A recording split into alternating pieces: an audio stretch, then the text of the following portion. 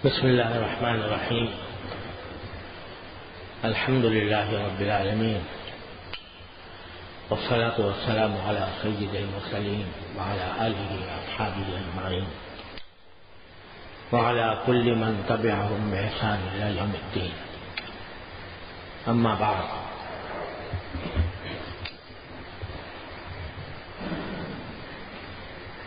قرآن کریم میں جو مختلف دعائیں منقول ہیں ان کا بیان کافی دنوں سے چل رہا ہے.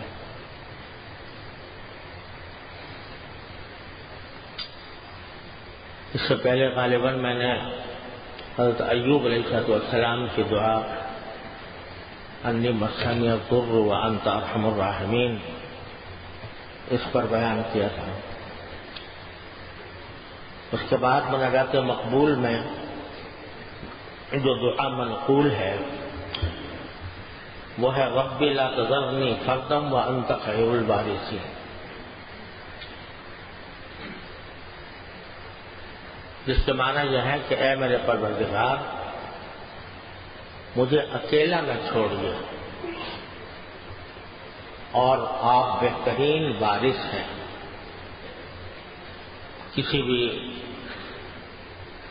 انسان کے کسی بھی جائیداد کے آپ بہترین وارث ہیں، مجھے اکیلا نہ چھوڑیے. یہ حضرت زکریہ علیہ السلام کی دعا ہے. ان کے ہاں کوئی اولاد نہیں تھی تو انہوں نے یہ دعا مانگی تھی اور اس کے نتیجے میں اللہ تبارک و تعالی نے ان کو حضرت یحییٰ علیہ السلام کی شکل میں اولاد عطا فرمائی.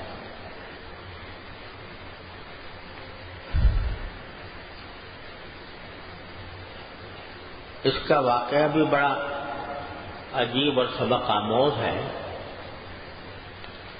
اصل میں بیت المقدس جو حضرت سلیمان علیہ السلام نے تعمیر کیا تھا، اس بیت المقدس میں مختلف انبیاء کرام علیہم السلام آ کر عبادت کرتے رہے. تو اس بیت المقدس کے ایک امام تھے جن کا نام تھا عمران، اور انہی کے نام پر سورہ آل عمران نازل ہوئی ہے. عمران کی اولاد عمران کی اہلیہ تھیں، ان کا نام تھا حنہ رضی اللہ تعالی عنہا. یہ بڑی عبادت گزار خاتون تھی.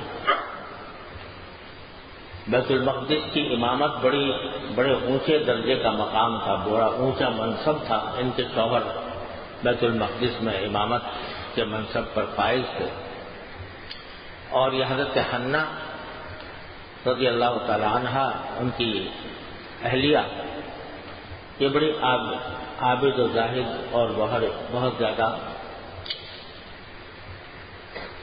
عبادت گزار خاتون تھیں.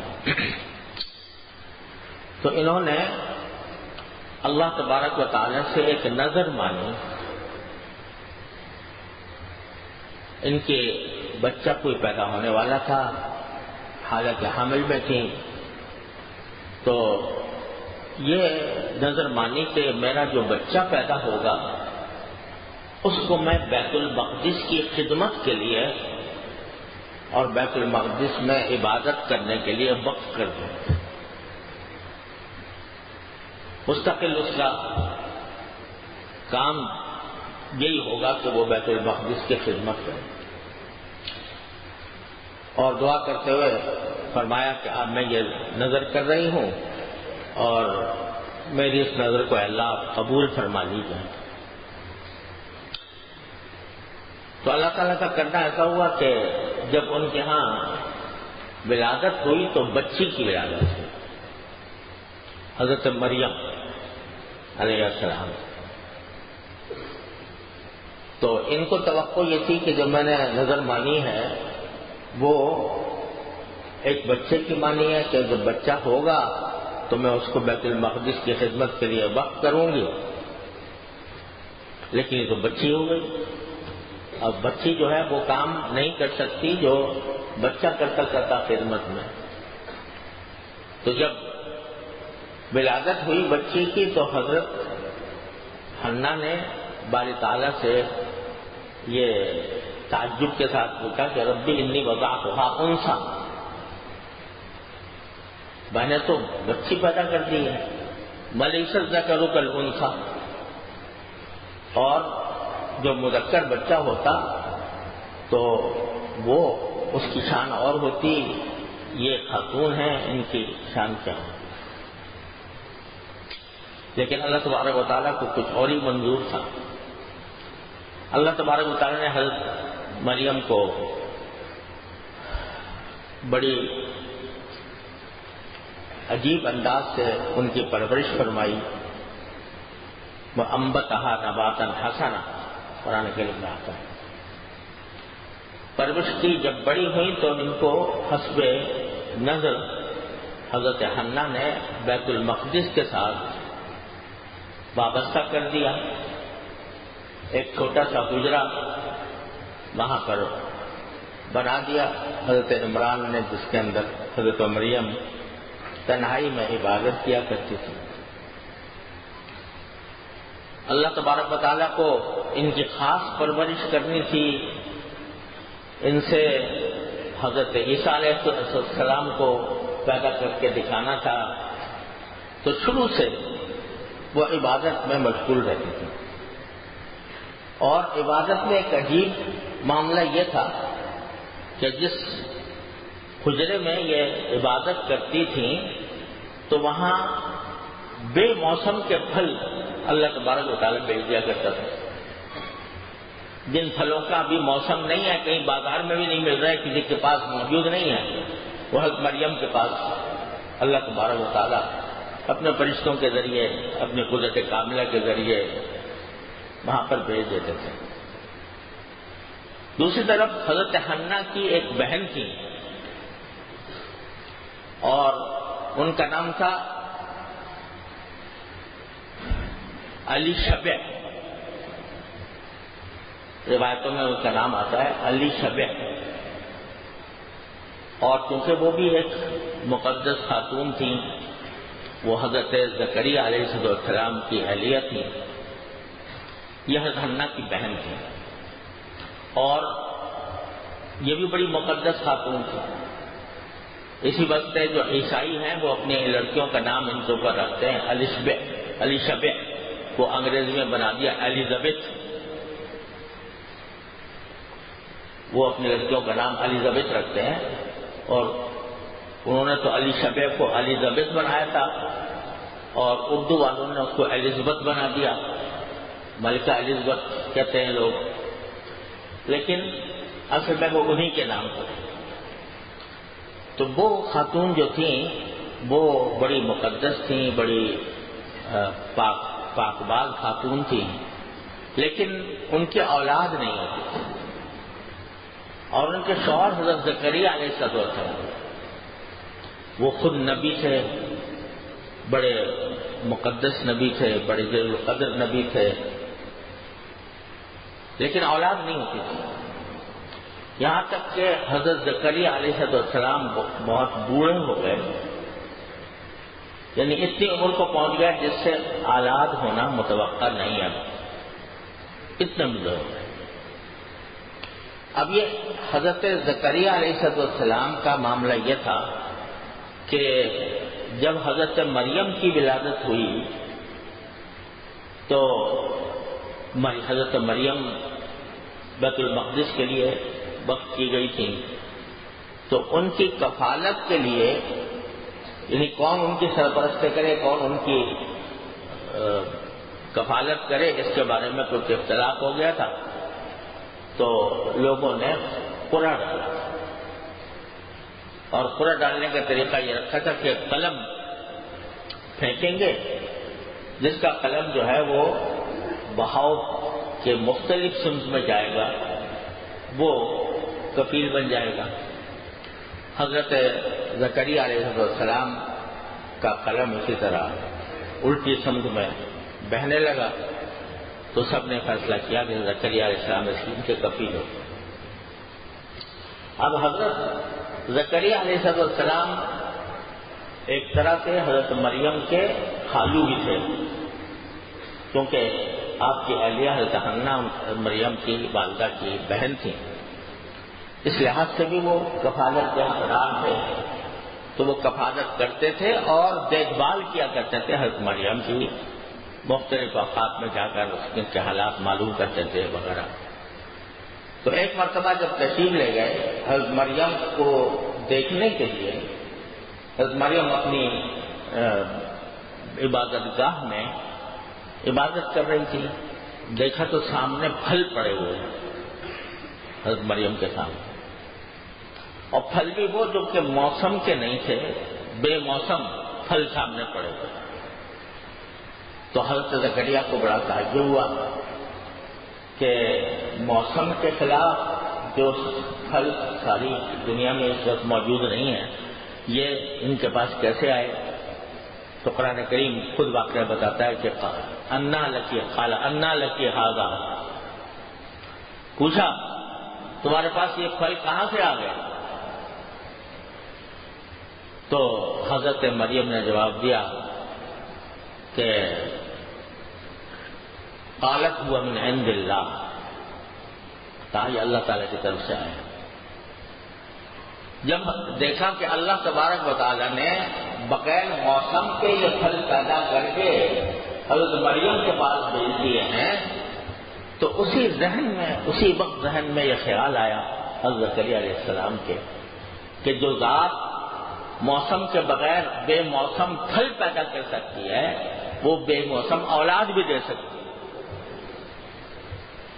تو وہاں سے انہوں نے دعا مانگنی شروع کی کہ اللہ میں بے اولاد ہوں، مجھے کوئی اچھی اولاد عطا فرما. اور اولاد کی جو خواہش تھی اس بڑھاپے میں، جبکہ اہلیہ جو تھی ان کے بارے میں قرآن کریم نے خود کہا ہے کہ وہ 5 تھی، تو اس لیے حضرت زکریا علیہ السلام کو جو خواہش تھی وہ صرف اس وجہ سے نہیں کہ میری کوئی اولاد پیدا ہو جائے، بلکہ خواہش اصل میں یہ تھی کہ ان کے بھائیوں میں اور بھتیجوں میں کوئی بھی شخص ایسا نہیں تھا جو نبوت کی، علم و معرفت کی، دین کی میراث پائے. تو ان حضرت زکریا علیہ السلام بنی اسرائیل میں سے تھے، بنی اسرائیل کے بڑے جلیل القدر نبی تھے، اور آپ نبوت کا پیغام دنیا تک پہنچانے کے لیے تشریف لائے تھے.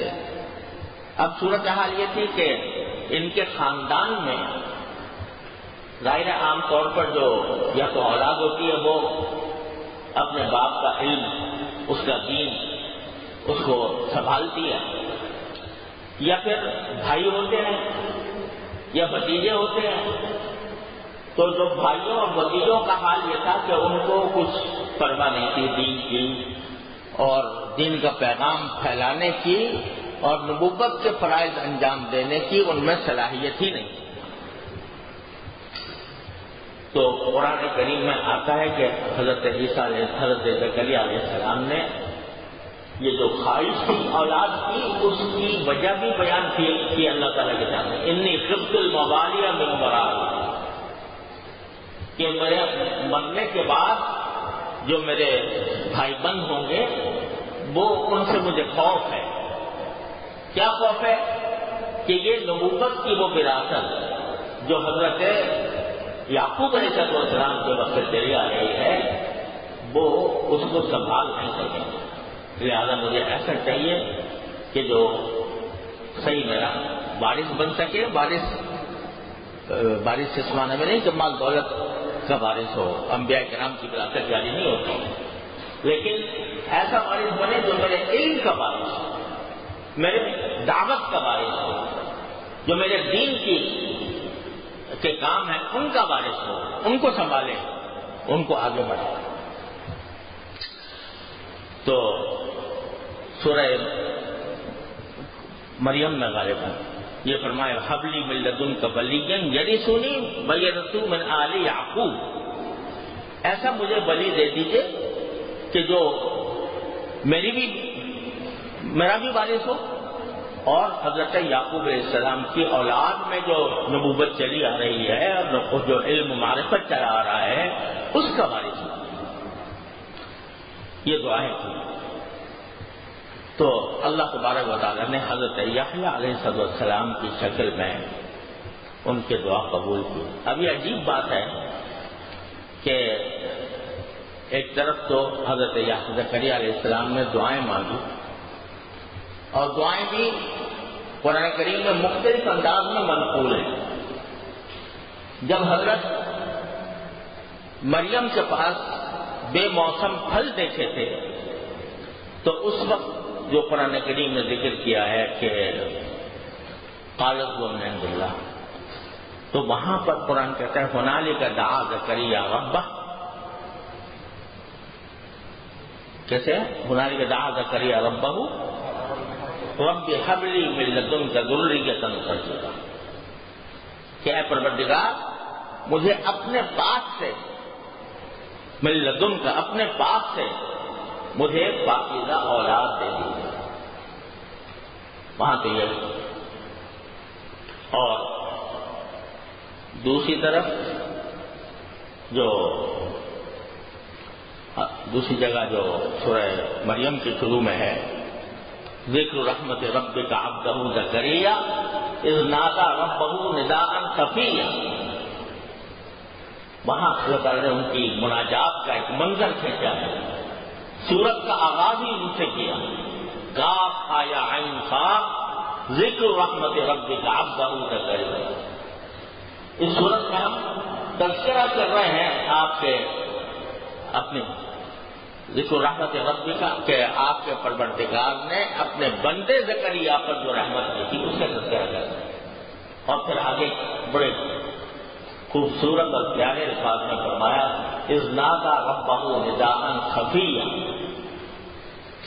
اس وقت کا ہم تذکرہ کر رہے ہیں جبکہ حضرت زکریا علیہ السلام نے اپنے پروردگار کو آواز دی تھی دھیرے دھیرے، یعنی ایک تو یہ کہ آدمی چیخ چیخ کر دعا مانگے نہیں، بلکہ عاجزی کے ساتھ خفیہ، چھپے ہوئے اللہ ہم کو پکارا تھا۔ اسی سے علماء کرام نے یہ فرمایا کہ دعا میں اور ذکر میں افضل یہ ہے کہ وہ خفی ہو، یعنی آہستہ آواز ہو، بلند آواز سے نہیں بلکہ آہستہ ہو۔ اب یہ اذ نادى ربہ نداء خفیا، یہ جبکہ وہ عبادت میں مصروف تھے تو اس عبادت میں پروردگار سے تنہائی میں اپنا عرض معروض کر رہے تھے، تنہائی میں اللہ تبارک و تعالیٰ سے رشتہ جوڑا ہوا تھا، وہ تھے اور اللہ تھا، اور پھر دعائیں مانگ رہے تھے نادى ربہ نداء خفیا۔ کیا ہوا کہ رب ان دعا کیا آواز کیا دی، رب انی وہن العظم منی،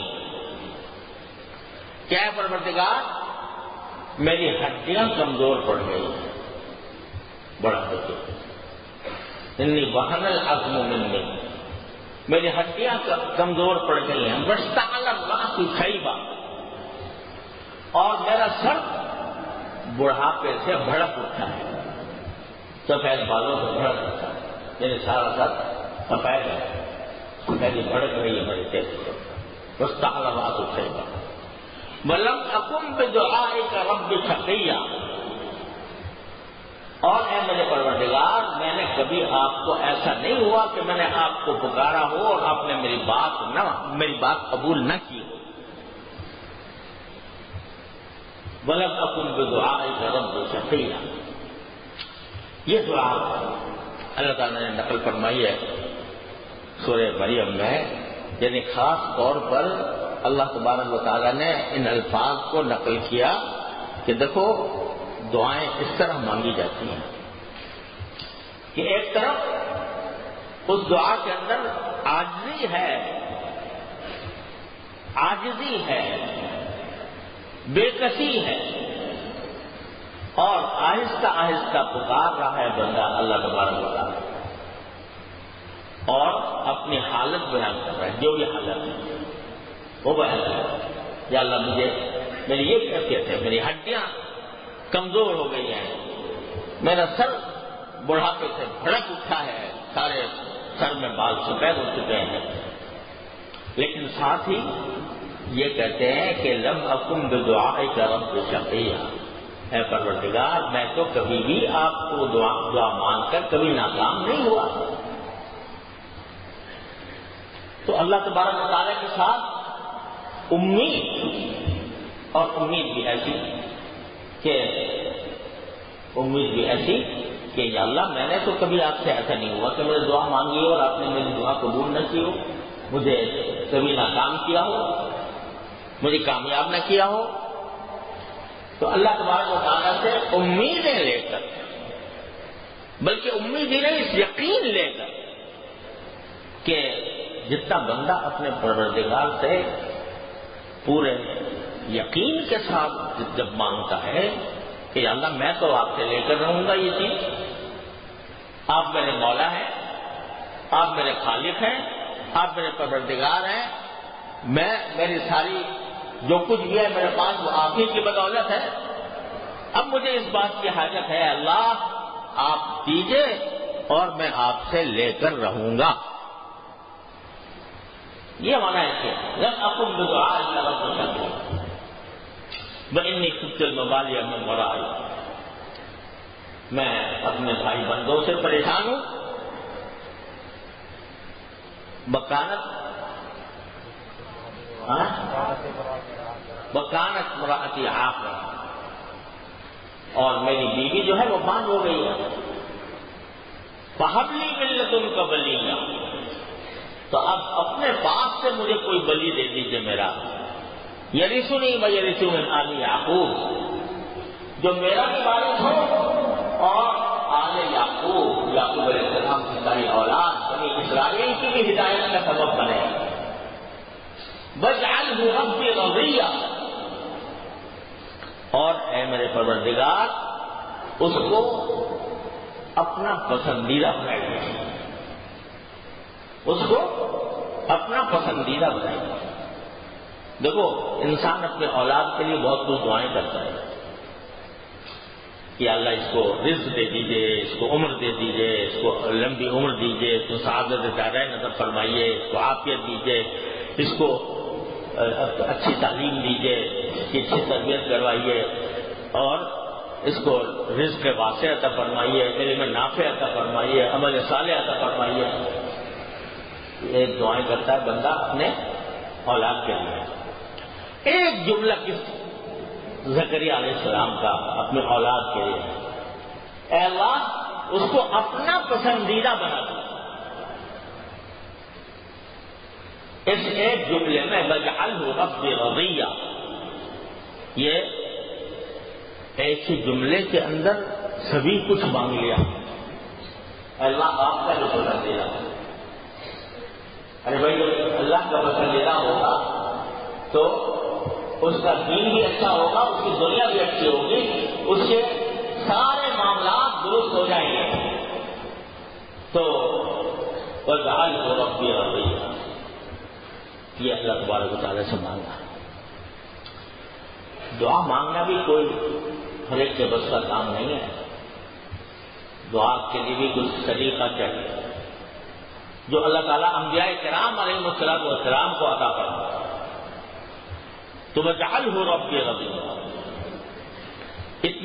اتنے چاؤ سے، اتنے پیار سے، اتنی امیدوں سے، اتنے یقین کے ساتھ اللہ تعالیٰ سے مانگا کہ مجھے دے دیجیے۔ تو کیا ہوا؟ کہتے ہیں اس کے بعد دیکھو، اس کے بعد ایک دن نماز پڑھ رہے تھے، نماز پڑھتے پڑھتے ملائکہ کی طرف سے کے ذریعے آواز آئی، تو اس میں خطاب کیا یا زکریا انا نبشرک بغلام اسمہ یحییٰ لم نجعل له من قبل سمیہ، اے زکریا ہم تمہیں خوشخبری دیتے ہیں ایک لڑکے کی جو تمہارے یہاں پیدا ہوگا، اس کا نام یحییٰ ہوگا، نام بھی بتا دیا اللہ تعالیٰ نے، انا نبشرک بغلام اسمہ یحییٰ لم نجعل له من قبل سمیہ، ایسا بیٹا دے رہے ہیں، ایسے نام کا بیٹا دے رہے ہیں کہ اس نام کا کوئی بچہ پہلے کبھی پیدا نہیں ہوا، یحییٰ پہلی بار ان کا نام ہم نے تجویز کیا ہے، اس سے پہلے کسی اور کا نام یحییٰ نہیں تھا، یہ ہم تمہیں دے رہے ہیں، انا نبشرک بغلام اسمہ یحییٰ لم نجعل له من قبل سمیہ، خوشخبری دے دی، بڑے چاؤ سے مانگا تھا، اور یہ کہہ کر مانگا تھا کہ یا اللہ آپ نے میری کبھی کوئی دعا رد نہیں کی تو یہ بھی رد نہیں کریں گے آپ،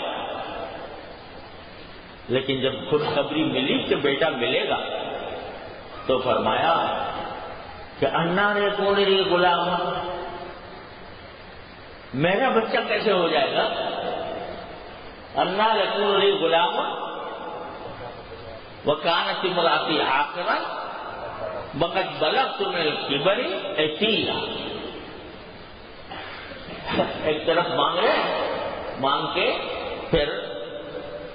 کے کہتے ہیں کہ جب اللہ تعالیٰ کہتے ہیں دے دیا لاؤ تمہیں بیٹا، کہتے یا اللہ کیسے ہوگا، میرے بچہ کیسے ہوگا، وہ اور میری بیوی تو بانجھ ہے اور میں بڑھاپے میں آخری حد کو پہنچ چکا ہوں، مطلب بلغ تمہیں کی بڑی رہتا ہے، تو دماغ میں یہ حضرت شاہ عبد القادر صاحب رحمۃ اللہ علیہ کا مجھے یاد ہے، حضرت شاہ عبد القادر صاحب دہلوی رحمۃ اللہ علیہ کا جو چھوٹی سی تفسیر ہے نا موضوع القرآن، تو اس میں بعض اوقات بڑے پیارے جملے لکھتے ہیں حضرت شاہ، تو اس آیت میں جہاں پر کے حضرت زکریا علیہ السلام نے تعجب کا اظہار کیا کہ یا اللہ کیسے ہوگا، تو اس پر لکھا مانگتے تعجب نہ آیا، جب کہا کہ دیں گے تب تعجب کیا، مانگتے تعجب نہ آیا، یعنی جب مانگ رہے تھے اس وقت کوئی تعجب نہیں کیا کہ بھائی یہ کیسے ہوگا، لیکن جب اللہ نے کہہ دیا کہ ہاں دیں گے تب تعجب کیا، تو وہ تعجب در حقیقت باری تعالیٰ کی قدرت کاملہ کا اعتراف، حقیقت میں وہ تعجب باری تعالیٰ کی قدرت کاملہ کا اعتراف تھا کہ اللہ یہ کیسے ہو جائے گا، آپ کی بظاہر اسباب دنیا اسباب کے ماتحت تو کوئی صورت نظر آتی نہیں، لیکن آپ نے یہ وعدہ کیا تو ہوگا تو صحیح، لیکن کیسے ہوگا، یہ قدرت آپ کے قدرت کاملہ کا کیا ٹھکانہ ہے کہ آپ میری اس دعا کو قبول کر کے وہ کام کر رہے ہیں کہ جو دنیا میں متصور نہیں ہے، کیسے ہو جائے گا۔ اور بعض مفسرین نے یہ کہا کہ یہ مطلب یہ تھا کہ آیا میں جوان ہو جاؤں گا یا میری بیوی جو ہے اس کا بانجھ پن دور ہو جائے گا، کیا ہوگا، باری تعالیٰ کا فرماتے ہیں قالا كذلك قال ربك هو علي هين، کہ ارے تعجب کر رہے ہو، ارے ایسے ہی ہوگا جیسے ہم نے کہہ دیا ویسے ہی ہوگا، بیٹا ہوگا ضرور ہوگا، نام بھی اس کا یحییٰ ہوگا، اور قال ربک هو علی ہین، تمہارے پروردگار کہتا ہے میرے لیے کچھ مشکل ہے، یہ سب میرے لیے آسان ہے، وقد خلقتک من قبل ولم تک شیئا، تم نے کبھی غور نہیں کیا کہ تم کیا تھے، تم خود کیا تھے، کچھ بھی نہیں تھے، لیکن تمہیں پیدا کیا اور پیدا کر کے اتنا بڑا کر دیا، تو اس لیے کیا مشکل ہے میرے لیے ہونا، اب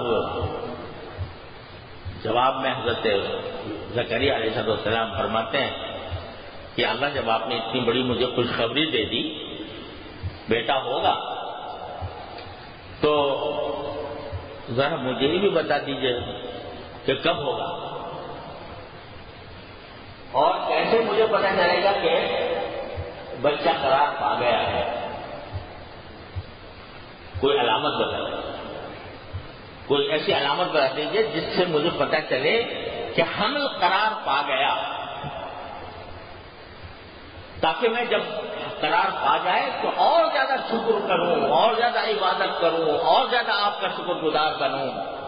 اس لیے مجھے کوئی نشانی بتا دیجیے کہ وہ جب نشانی آئے تو میں سمجھ جاؤں کہ بچہ قرار پا گیا ہے. قال رب اجعل لی آیہ, میرے لیے کوئی نشانی بتا دیجیے. قال آیتک اللہ تکلم الناس ثلاث لیال سویہ. کہا کہ چلو تمہاری نشانی یہ ہوگی کہ ایک دم سے تم پر ایک ایسی حالت طاری ہو جائے گی کہ تم زبان سے کسی سے بات نہیں کر سکو, یعنی کہ گونگے ہو جاؤ. گونگے تو نہیں ہو الحمدللہ, لیکن اللہ تبارک و تعالی تمہارے لیے ایک ایسی حالت پیدا فرما دیں گے کہ تمہاری زبان بند ہو جائے گی اور اس کی اپنی بات کسی سے کہہ نہیں سکو گے. 3 دن 3 رات ایسے گزرے برابر متواتر. تو اس کو سمجھ لینا کہ ہمیں قرار پا گیا. البتہ لوگوں سے اس دنوں میں اگر بات کرو گے تو اشاروں سے کرو. چنانچہ ایسا ہی ہوا. وقت ایسا آیا کہ حضرت زکریا علیہ السلام کی زبان بند ہو گئی, کچھ بول نہیں سکتے تھے, اشاروں سے بات کرتے تھے. تو باہر نکل کر جو اپنے متعلقین تھے ان سے کہا کہ اشارے میں کہ بھائی جو نشانی مجھے بتائی گئی تھی وہ ہو گئی ہے اور بچہ قرار پا گیا ہے.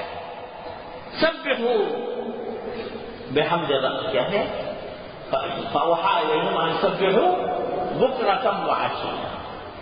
اشارہ کیا کہ اب تم تسبیح میں لگ جاؤ, اللہ کی تسبیح اور ذکر میں لگ جاؤ, صبح شام تسبیح میں لگ جاؤ, یہاں تک کہ وہ بن سکتا ہے.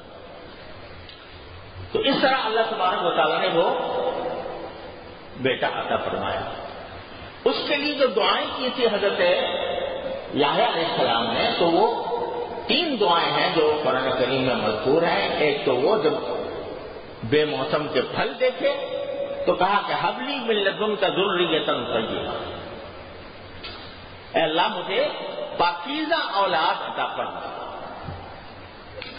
اور ایک وہ جو میں نے ابھی سورہ مریم میں کہا کہ حب لی من لدنک ولیہ, اور ایک اس آیت میں ہے کہ رب لا تذرنی فردا, اے میرے پروردگار آپ مجھے اکیلا نہ چھوڑیے, اکیلا نہ چھوڑیے. تو یہ بھی تو معلوم ایسا ہوتا ہے کہ یہ دعا کئی مرتبہ مانگی حضرت زکریا علیہ السلام نے, اور عام طور سے حدیث میں ہے کہ جب بھی کوئی بندہ دعا کرے تو کم از کم 3 مرتبہ کرے, 3 مرتبہ کرے, کیونکہ یہ کوئی آرڈر نہیں ہے کہ آپ نے آرڈر جاری کر دیا اللہ میاں کو کہ اللہ ایسا کر دے.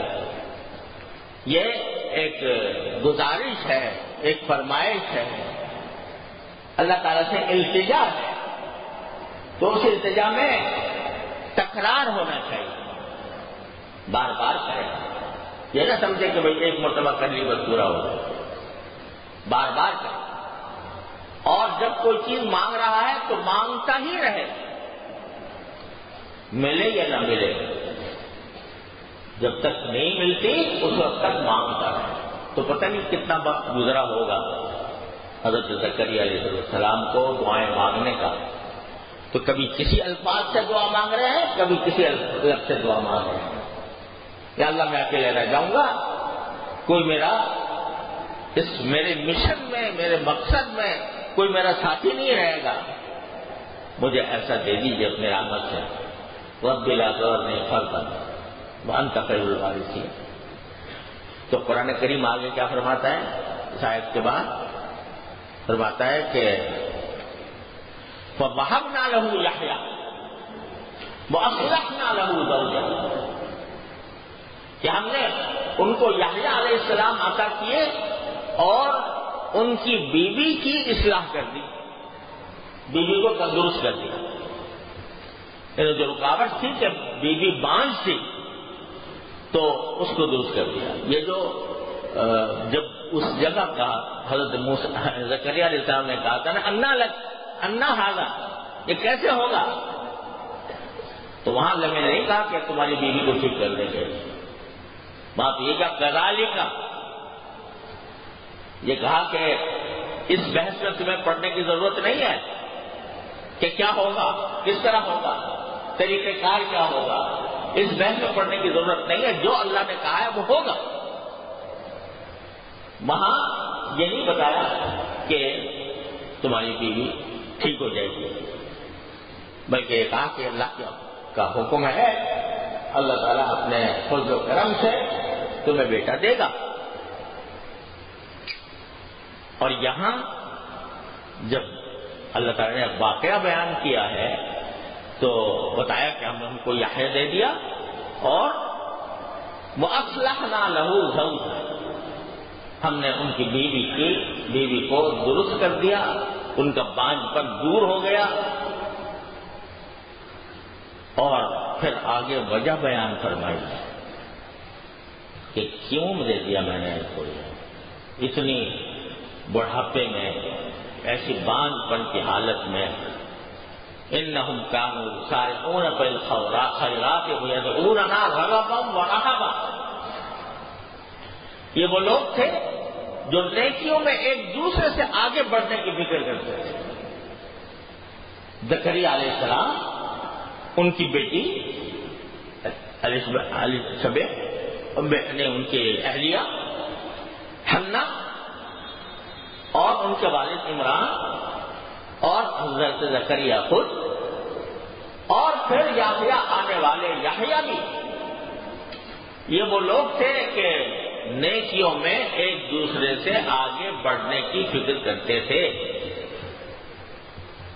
تو ہمارے لاڈلے تھے، پھر ہمارے محبوب تھے، ہم ان کی دعا کو کیوں نہ قبول کریں، ہم ان کی باتیں، ان کے خواہشات کو کیوں پورا نہ کریں۔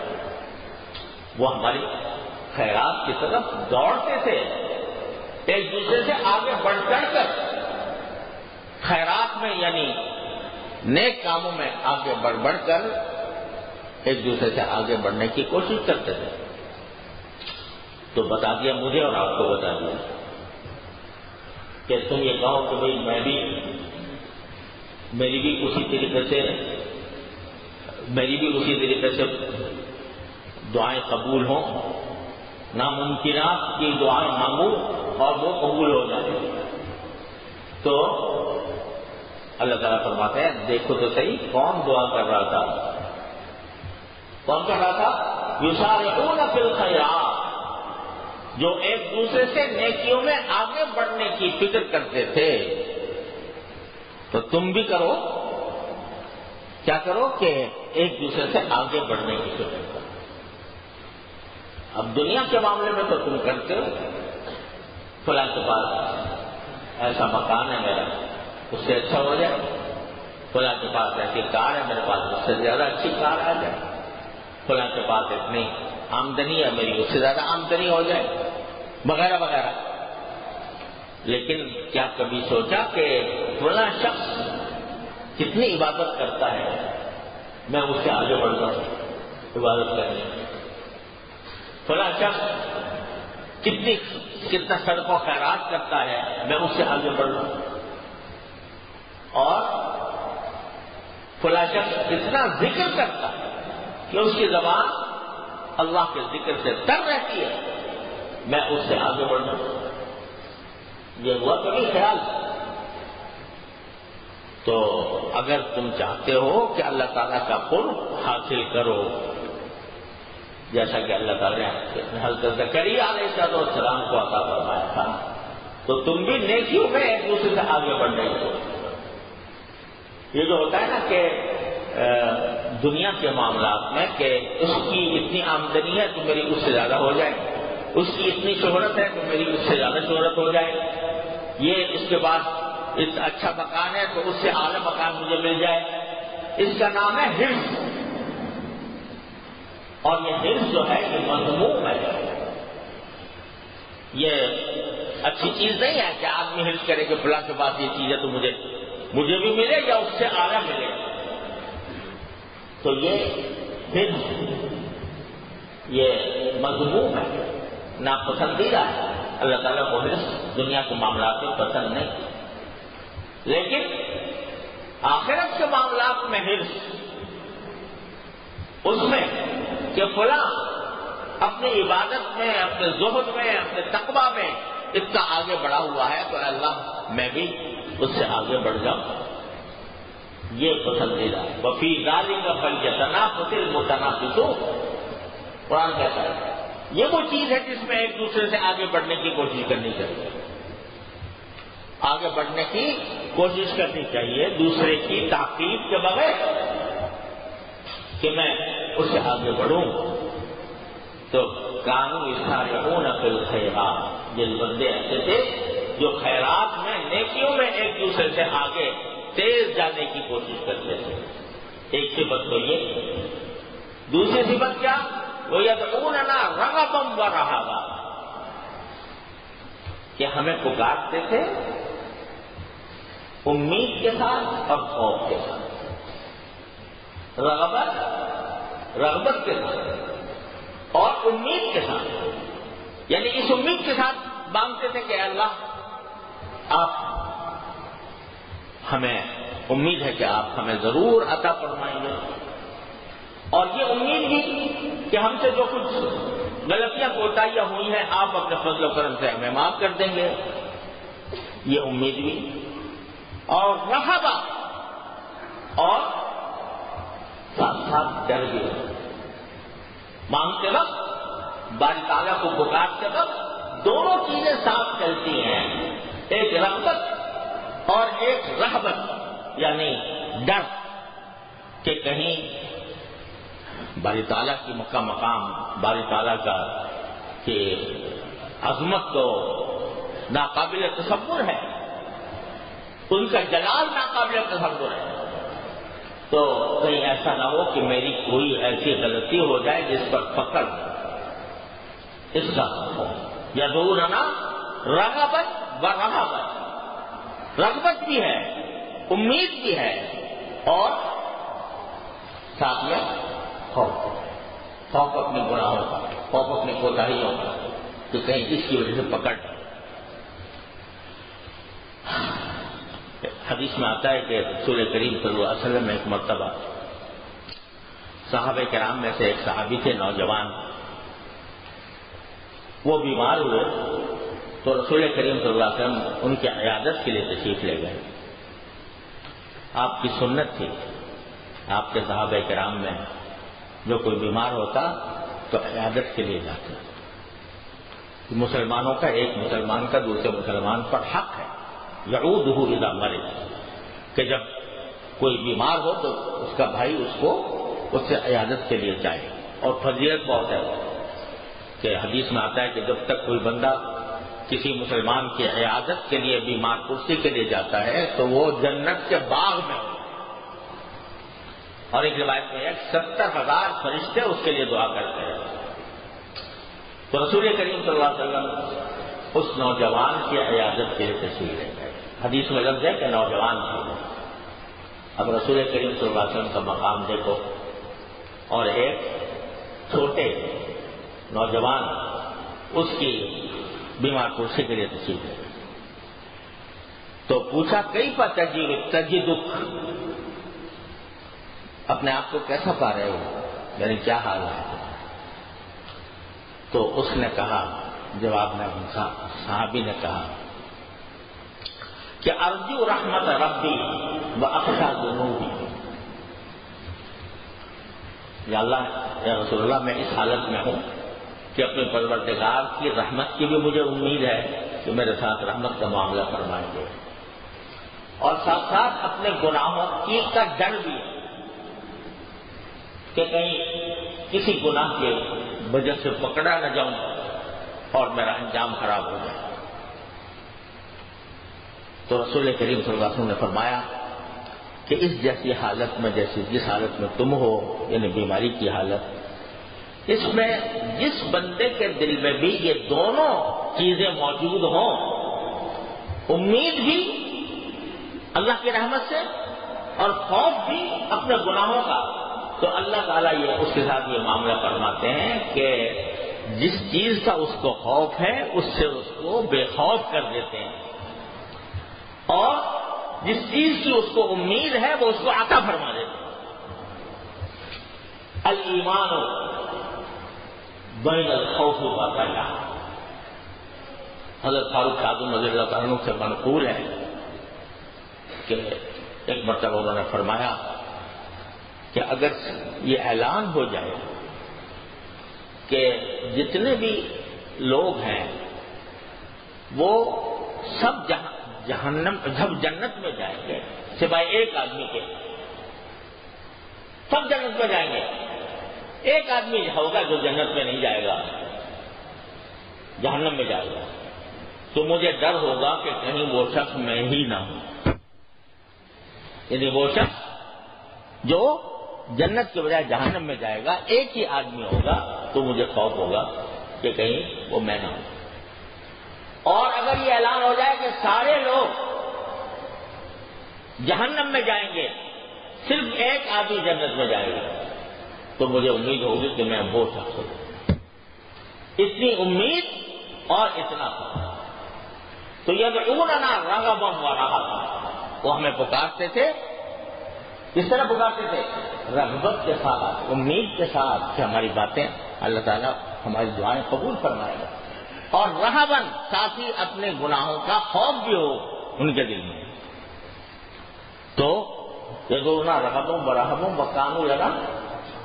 وکانوا لنا خاشعین، اور ہمارے لیے ہمارے سامنے وہ خشوع، عاجزی اور مسکنت کا مظاہرہ، یہ صفات بیان فرمائی دعا کی قبولیت کا اعلان کرنے اور اس کا ذکر کرنے کے فوراً بعد کہ ہم نے ان کی دعا قبول کر لی، یحییٰ علیہ السلام ان کو عطا کر دیے، اور ساتھ ہی ان کی بیوی کو تندرست کر دیا، اور ان کی حالت ہی ایسی تھی کہ وہ ایک دوسرے سے بڑھ چڑھ کر نیکیوں میں حصہ لیتے تھے، اور ہمیں بیم و رجا کے عالم میں خوف اور رجا کے ساتھ ہمیں پکارتے تھے، اور وکانوا لنا خاشعین، اور ہمارے سامنے ان کے دل نرم ہو گئے تھے۔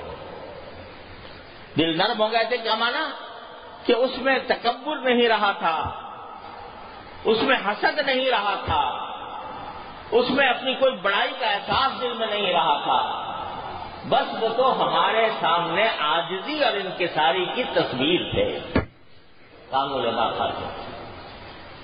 تو یہ سارے اللہ تعالیٰ نے جو سارے واقعات بیان فرمائے ہیں، یہ محض قصہ کہانی نہیں ہے، اس میں ہمارے لیے ایک ایک قدم پر سبق ہے کہ جب کوئی آدمی اللہ تبارک و تعالیٰ کا ہو جائے تو اللہ اس کا ہو جائے۔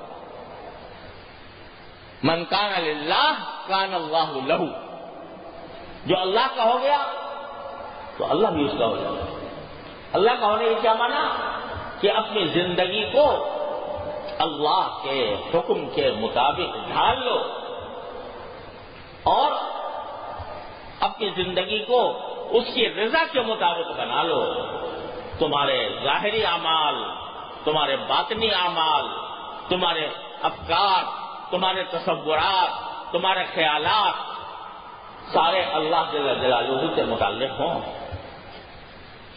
تو پھر دیکھو کہ اللہ تبارک و تعالیٰ اپنے فضل و کرم سے کس طرح ہدایت عطا فرماتے ہیں، کس طرح تمہاری بگڑی بناتے ہیں.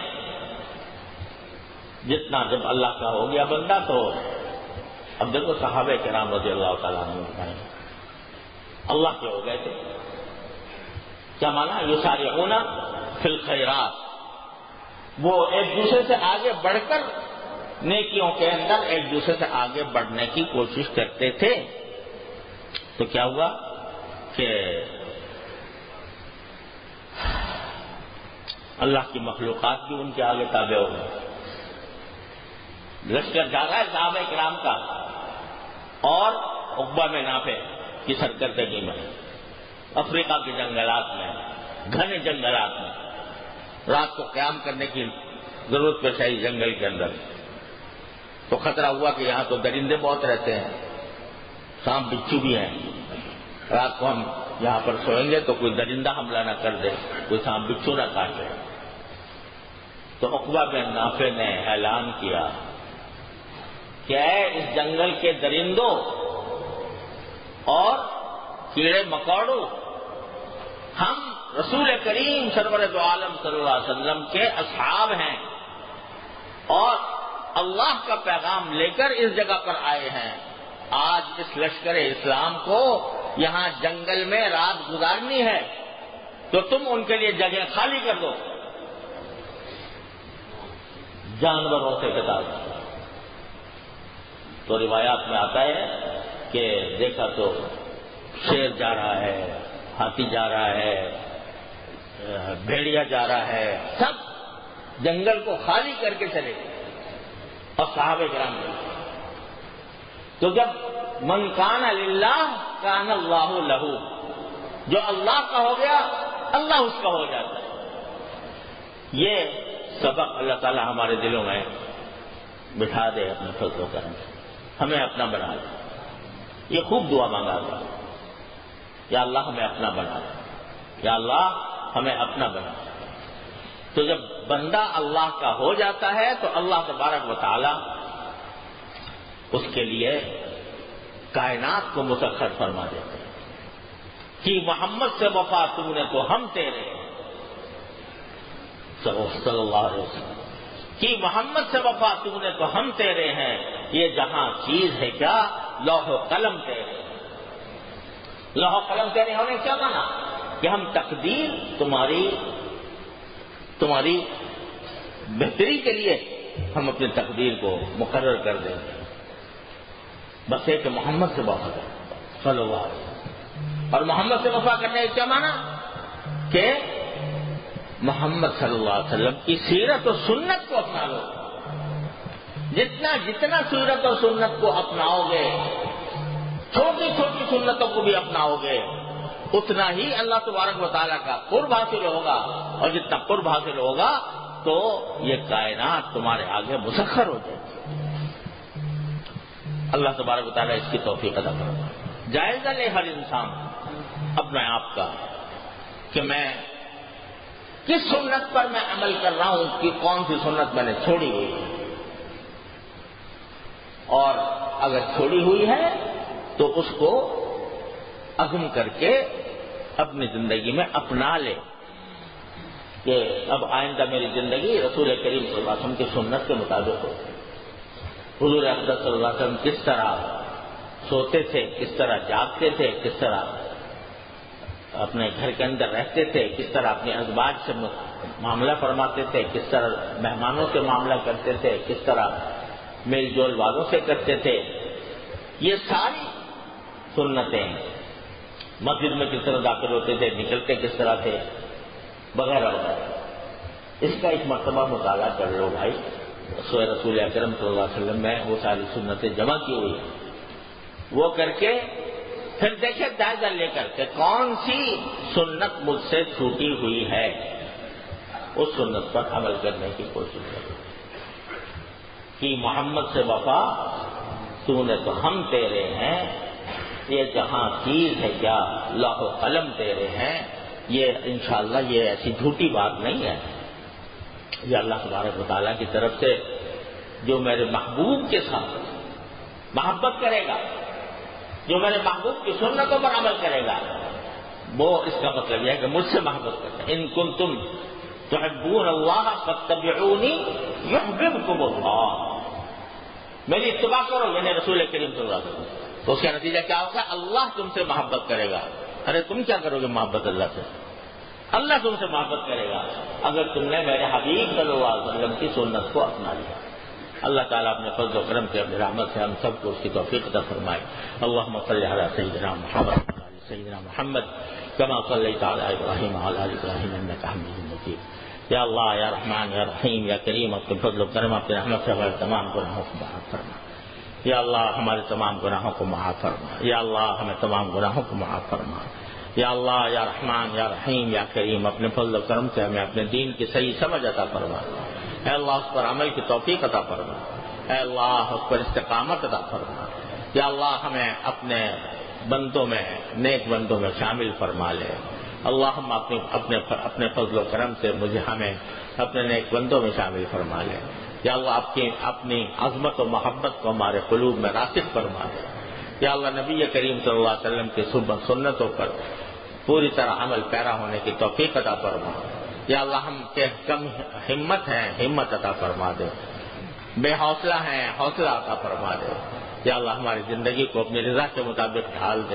یا اللہ ہماری شامت اعمال کو ہم سے دور فرما دے۔ یا اللہ ہماری شامت اعمال کو اپنے رحمت سے دور فرما دے۔ یا اللہ تمام مسلمانوں کی حفاظت فرما۔ یا اللہ دنیا کے مختلف خطوں میں مسلمان کافروں کے ظلم و ستم کا شکار ہے، اللہ اپنے رحمت سے ان کو ظلم و ستم سے نجات عطا فرما، عافیت عطا فرما۔ یا اللہ سارے مسلمانوں کو عافیت عطا فرما۔ یا اللہ کشمیر کے مسلمانوں کو، فلسطین کے مسلمانوں کو، برما کے مسلمانوں کو، یا اللہ لیبیا کے مسلمانوں کو، یا اللہ مصر کے مسلمانوں کو، یا اللہ شام کے مسلمانوں کو، یا اللہ جو مشکلات درپیش ہیں اپنی رحمت سے ان سب مشکلات کو دور فرما دے۔ اور اے اللہ مسلمان حکمرانوں کو اے اللہ ہدایت عطا فرما، اپنی رحمت سے ہدایت عطا فرما۔ یا اللہ اپنی رحمت سے ہدایت عطا فرما۔ یا اللہ اپنی رحمت سے ہدایت عطا فرما۔ اللهم يا رب الرحمن انا نسألك من خير ما سألك منه عبدك ونبيك سيدنا محمد صلى الله عليه وسلم، ونعوذ بك من شر ما استعاذك منه عبدك ونبيك سيدنا محمد صلى الله عليه وسلم۔ ربنا تقبل منا انك انت السميع العليم وتب علينا انك انت التواب الرحيم، وصلى الله تعالى على خير خلقه سيدنا مولانا محمد وعلى آله واصحابه اجمعين، آمين برحمتك يا